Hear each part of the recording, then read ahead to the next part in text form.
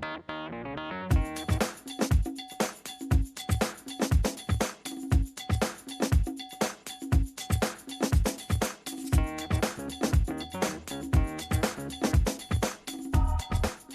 to the Northeast Kingdom Voice. I'm your host, Scott Wheeler. Today's guest is the interim state's attorney for Orleans County, and I'll let her introduce herself.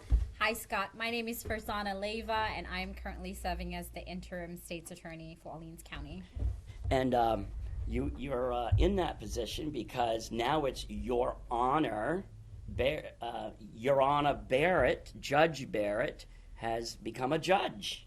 Yes, that's right. So before Jennifer Barrett left office, she did have a succession plan, which they do every year. And in that succession plan, I was named as the interim state's attorney. And so, since her appointment, I then took over as interim. Right. Jen was a frequent guest here throughout the years, because I think it wasn't to promote herself, but when Jen took over that position, the office was really in a free fall, and I think largely the community had lost faith in it. And the other thing, a lot of people didn't know the role of the state's attorney's office, so she was a regular guest on here to educate people about what was going on in the office and its current role. Like she came on here to talk about a variety of topics, whether it be domestic violence or whether it be opiate addiction and what is going on in the community to combat it. So she was very proactive, and I think a lot more people have a better understanding on the role of the state's attorney's office. And I met her first in 2014, and I kind of worked on her election, but I probably would, her winning was probably the biggest upset this region had seen. And then her becoming a judge, she rocketed to the top, which now, on to you, has left the door open for you. So now we've got to learn a little bit about you. Yeah, sure. What would you like to know about me? Well, first of all, who is Farzana? Did I say your name right? Yes, you did. Yes. So I was born in South Africa, and I went to law school, graduated in 2005, and I was admitted to the South African bar in 2007, so I have been an attorney for the past 15 years. I did civil litigation, contracts, business law. Moved to the United States. I lived in Kansas with my husband, and a year had passed, and we decided that it was time for me to transfer my law degree and become an attorney here in the United States, which I did. So New York was the foreign equivalency evaluation that I had to do, and so I was accepted to take the New York bar exam, and in 2018 I took the exam. In the meantime, we were living here in Vermont. I was working for the judiciary. I worked with them from 2015, February 2015 to June 2018, before starting at the state's attorney's office. I loved Vermont very much. And when I passed the New York bar exam, I thought really long and hard about my future. I had 2 children at that point, and I decided that Vermont was the ideal spot for my children to be raised, and so I decided to then transfer my from New York to Vermont, and here I am. So when were you hired by Jen to be were you a prosecutor? What was your title? So I started off in June of 2018 as a law clerk while I waited for my paperwork, character and fitness for Vermont. I still had to do that, and while that was being processed, I was a law clerk. But I was admitted as a deputy on February of 2019. Right. And how has that been? One of the most amazing offices I've worked in. I've worked in law offices before, but working at the state's attorney's office was life-changing. Prior to that, I didn't do criminal law. And so just working with in criminal cases, interaction with victims, working in domestic violence cases, I soon realized that this was my passion. This is where I wanted to be, and this is where I wanted to progress. And I am very passionate about domestic violence cases, to name a few. But that has been my passion, and so I take that very seriously. You remind me of a lot of Jen when, well, not even when she began, even now, you have an energy that I envy, because Jen was, when it came to her job, she was focused, and you seem the same way. Did you learn a lot from her? Yes, and I was going to get to that. So yes, I remember very clearly, I was working at the Superior Court. I had to do training. It was 2015. Jen had just taken office.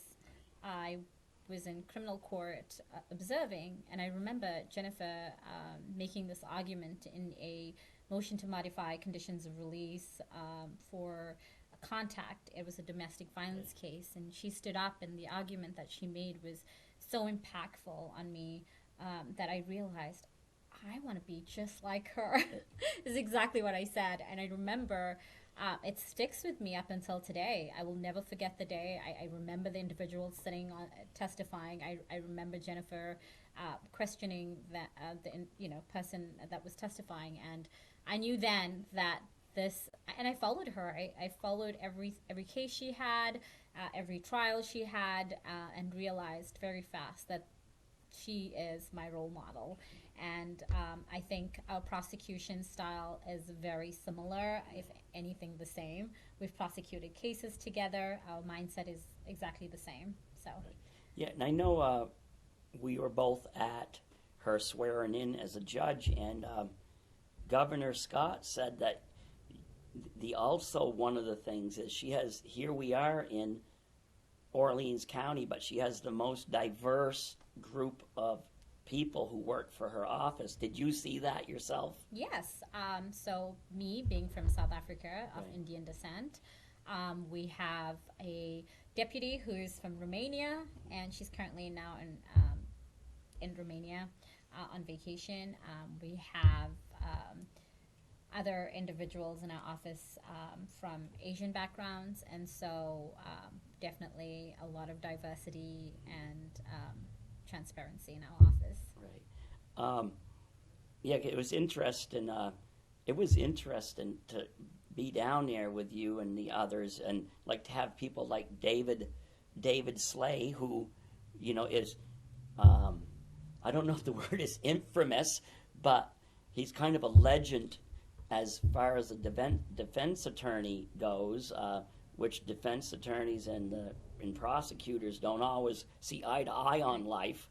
But he spoke highly of her, and now it's going to. Well, you've probably already been up against him, haven't you? Well, so we have had a few cases together. I don't think we've ever tried a case, but David is certainly a well-respected, very knowledgeable, very smart defense attorney, and he certainly does keep you on your toes. And so, no, we haven't. But I have interacted, and we have worked together in cases. What do you think the most pressing issues are that you have to deal with in your office? Are we talking about cases? Yeah, types of cases, like say for example, domestic violence or opiate. I certainly what we are seeing right now is there has been an increase in drug trafficking, in drug cases, a number of overdoses. We have recently seen a lot of thefts, whether they thefts from local businesses, thefts from burglaries into occupied dwellings. And what you're finding is that a lot of these people are either using drugs, and they steal in order to feed their habits. And so that is currently very concerning for public safety, but also concerning for these individuals as well. Right. I know Jen and I spoke at length over the years about the history of the region, and we've already begun that dialogue just about what. And you know, one thing I have seen just in a short period of time, like maybe 3 years, it was at one time, if you, how would I say this? First of all, I think a lot of local people who use opiates, who even deal opiates, are not bad people. They're doing bad things. And in the past, if you double cross somebody, you might get yourself a good pounding. But now there's a new element here that I would never have guessed that we were going to be, where basically what I would call hits or attempted hits were going to become a relatively routine part of our life here. The uptick in serious retribution crimes is something I didn't think I'd ever live to see. And I think you're referring to the gun violence, right? Yeah. That's related Yeah. to drugs. Yes, certainly there has been an increase, and I could honestly say from law enforcement is working diligently and hard to combat this. And I think from my perspective in our office, we have been working diligently throughout the years to vigorously prosecute these types of cases. And I agree with you. There's a different dynamic now. And I think it's important that everyone realizes that, that public safety is a huge concern. And now you have to worry about locking your cars because you don't want anyone to steal anything, or you don't know what's happening across the street, unidentified vehicles, and all of those things. So certainly people need to keep a good watch. I was slow on the draw. I'll admit this now because I don't do it anymore. Up until like a year ago, the safest place for me to not lose my car keys was in the car. Right. So they were in there 24/7. Right. No more. No more. And you do see a lot of people who still continue to do that. We just had one last this weekend. And he had his vehicle stolen. But yeah, it's a constant reminder. I have to make sure every night before I go to bed that I have to, click on the remote and make sure our cars are locked because people are driving by really slowly and casing houses and vehicles. And sometimes I feel like I'm back in South Africa again. What was it? Was it bad? Well, there? it was, yeah. Crime was pretty high in South Africa, whether it's smash and grabs at the roadside or, my family had been victims of violence in South Africa, specifically hijackings and home invasions. Right. And so those are certainly part of the reason as to why I'm So do you think that helps you because you got to see another, you got to see another way of life? Yes. And you might actually even think, well, this is such a, well, what do you think about Orleans County? I guess I should ask you. Well, I think compared to South Africa, it was intense, right? I think we have a beautiful community here, incredible people. Obviously with the drugs and the gun violence, we have to,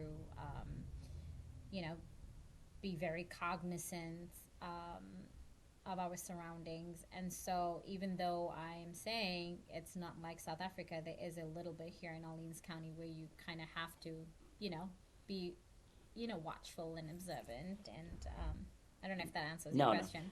No. The one thing I say about from being a native of the area, the good thing is everybody knows everybody. Yeah. The bad thing is everybody knows everybody. And if you don't know what you're doing, somebody else will tell you what you're doing, as in not all the stories are completely accurate, but I don't, I think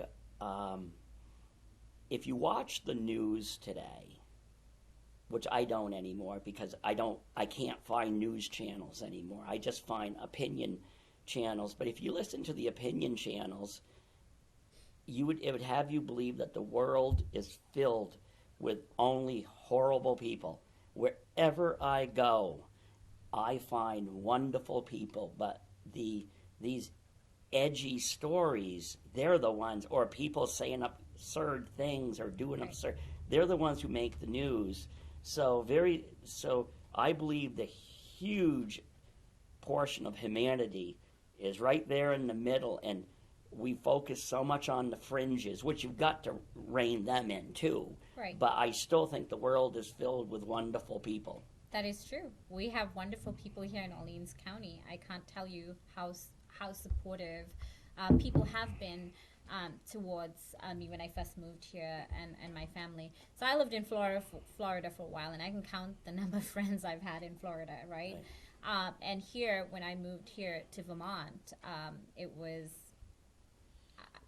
I just can't, there's just so many people, so welcoming and so kind, and just, and I always call my husband the community man because he knows everybody and everyone knows him, and he has all these, information, and he's just, so I think the first time I met you was at Dusset Tie, and I'd actually forgotten I'd met you, and if I recall right, I'm telling you, here, read this. I think I gave you a book or two, you did. And tell you, read up on it. And because then if you have a historic perspective, that makes a little sense. Right. It's like, for example, we talked about the opiate trade.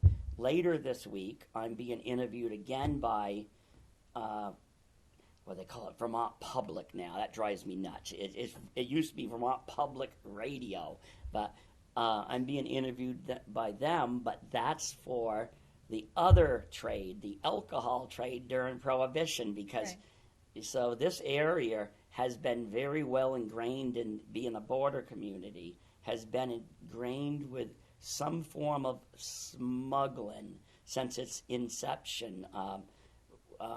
This used to be a huge importation point of people crossing over here from China, which I've written all about. And oh, that's interesting. yeah, this was a great. There was an immense Chinese smuggling trade here, and so when it comes to opiate smuggling, that's bad, and that needs to be nipped. But being a border community, this isn't the first time we've dealt with smuggling. Right.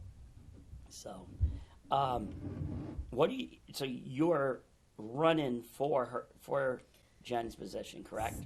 Yeah. So, like I indicated at the beginning, she had a succession plan, and I was named in that succession plan to take over should she move on, and unlike with this appointment. And so I don't know what the next course of action is going to be in terms of who's going to get appointed as the next state's attorney. So I took it upon myself to be a write-in campaign to increase my chances, perhaps. I think it's important. I can already predict it. You're the next Orleans County State's Attorney. Well, that's very kind of you. Yes. I hope so. I hope so. Yeah. No, I think the one thing that's really good about you being in this position and Jen making the next step to being a judge, that I think particularly your youth, because for the most part, am I right in saying that for the most part, criminal behavior, for the most part, is a young person's, as in, aren't a lot of people who have partake in criminal conduct, especially regular, as part of their life, aren't they usually younger? Because I'm not saying older people don't slip up. Right. Well, and I think, coming back to the opiate crisis again, is I think we're seeing the younger generation simply because, again, with the thefts and it's a trickle effect, right? So I would agree that we do see more younger people coming into the system now. Right. And I think your diverseness of growing up in South Africa, and I didn't know this story about you, about the way life was for you there. I think it provides you with a different perspective on life here and crime here, and possibly you'll even have ideas that will build upon what Jen did. I agree. I agree. It does have certainly does have an effect, I think. And Jen has worked hard, to bring the office to where it is today.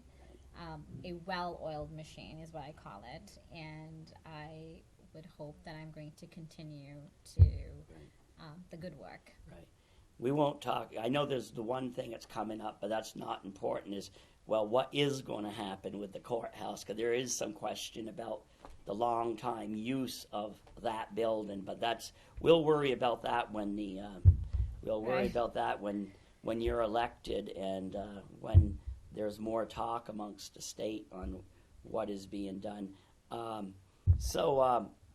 If you're appointed to this position full time, do you have any plans that are you building upon Jen's? Are you going your own way? Do you have new ideas or? No, I think Jen and I, like I said, have had our prosecution style is the same, and I certainly will be building on Jen's what I would call legacy, but I certainly would be building on that. Yeah. It was amazing what she was able to do because,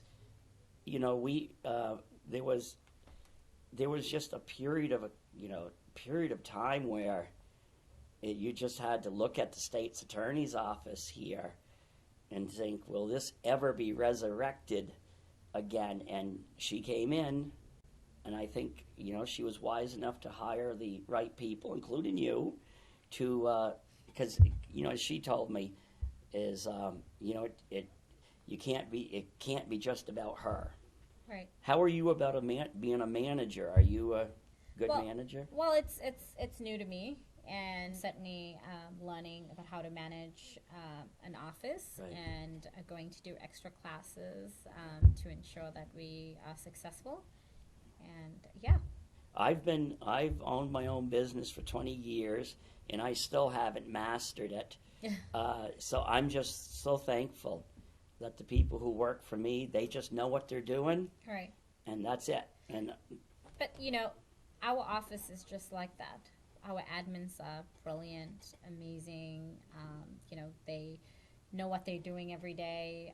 Our deputy state's attorneys are all really, Jen taught us a lot in terms of how to prosecute, what are we looking at. Sometimes you'd look at a case and you'd just be like, see one side of it. But, when you talk to Jen about it, you would realize, wait a minute, oh, there's more to that. There's just a way that she taught us how to prosecute. And I feel like a lot of our deputies follow the same, line. And victims advocates are amazing. They're great with the victims. I think we have one of the best offices. You know what? I may be biased about I've that. often said everybody complains about being called up for jury duty. I've never been called up until I did get a questionnaire from federal court, and I had to write them back is basically saying, I would love to do this, but you can't. There's no way you could make me, because it was when my wife was dying. Oh. And because I would love to sit on a jury, Right. but the only time they contacted me was at the darkest period of my life. Now of course, Jen used to always joke, you will never sit on one of my juries, because she said, no matter who I put in front of you, you find the best in everybody, but not everybody, but close. Right. But also just the fact that how might get you struck off the jury. Yeah. But that sounds. So you've always wanted to be in a. Yeah, I want to sit on a jury. Just happened at the wrong time. Yeah, it was after. It came up. it was only a questionnaire, so I might still be considered now my wife has passed. But in my hours allow me to actually do it. So if the federal people are watching this, they can now pick up the phone and say, hey, come on down. I think it's like, I wonder if it has to do with your license and. I don't have a clue. I Yeah. just think I Interesting. guess I'm just too infamous, and they knew I would make it hard on them. Don't feel bad. I've never been called for jury trial either. Being a former reporter too with the Chronicle, I probably will ask too many questions, and they say, let's have the abbreviated version and not have him. Yeah. So- No, I don't think. What would you like to say in your the last couple minutes? Well, I would like to say that I am very honored to be the interim state's attorney. I am, increasing my chances, hopefully, with a write-in campaign. I want the public to know that I care about the community. I have young children in this community, and I want to ensure a safe environment for them and their peers. And I will vigorously prosecute drug trafficking cases and hold drug dealers accountable. I take domestic violence cases very seriously and hold the offenders accountable. I am your person. Right. I would like to be the next state's attorney. Right. And are you like, one thing about Jen? She was tough, but she was also compassionate. Where compassion was needed. Are you? Right. Do you feel you are? I absolutely do. We have a number of cases where offenders need treatment. Like I said in the beginning, the reason why they are in the system is either drug use or, and so we certainly do allow for people to go to treatment, pre-trial, and be able to get treatment. And so I think I am compassionate in that way. We want to ensure that those who are addicted to drugs get through the system faster and rehabilitated. And so I think that's where my compassion is. Okay. Well, thanks for coming on. Hopefully, when you're appointed full time, you're a regular guest as your predecessor was. Thank you so much for your confidence. I hope that I will be considered for the position. Okay, Thank thank you. you. And thank you to the viewers for tuning in to another segment of the Northeast Kingdom Voice.